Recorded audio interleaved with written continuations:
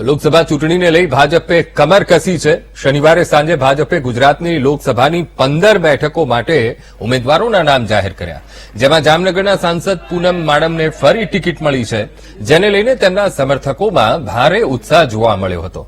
તો ફરી ટિકિટ આપવા બદલ સાંસદ પૂનમ માડમે પ્રધાનમંત્રી નરેન્દ્ર મોદી, મુખ્યમંત્રી ભૂપેન્દ્ર પટેલ અને CR પાટીલનો આભાર વ્યક્ત કર્યો.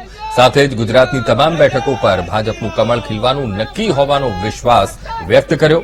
ઉલ્લેખનીય છે કે ભાજપે ગુજરાતની 15 સીટો પર 10 ને રિપીટ તો 5 નવા ચહેરાને તક આપી છે.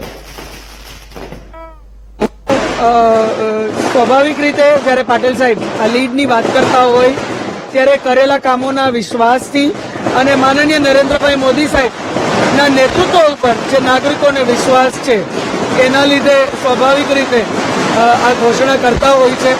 પણ હું કોઈ દિવસ કોઈ લીડની વાત કરી અને લોકો વચ્ચે નથી ગઈ. માત્ર કરેલા કામોની એક વાત લઈ અને નાગરિકો વચ્ચે હંમેશા ગઈ છું. નરેન્દ્રભાઈના નેતૃત્વમાં જે વિશ્વાસ નાગરિકોને છે, કાર્યકર્તાઓની જે મહેનત છે, અટક એમનો પરિશ્રમ જે છે એના લીધે થઈને દર વખતે આપણે વિચાર્યું ના હોય એ પ્રકારનું પરિણામ જામનગર સંસદીય ક્ષેત્રે સર્જ્યું છે. અને મને વિશ્વાસ છે કે રિપોર્ટ કાર્ડ ઉપર મને નરેન્દ્રભાઈના નેતૃત્વમાં જે રીતે મજબૂતીથી વિકસિત ભારત તરફ જામનગર પણ એની સાથે જોડાઈ અને આગળ વધી રહ્યું છે, મને ખાતરી છે કે જામનગર સંસદીય ક્ષેત્રના નાગરિકો ફરીથી એ પ્રકારનું પરિણામ આપણે સૌએ ના વિચાર્યું એ પ્રકારનું પરિણામ શક્ય કરશે.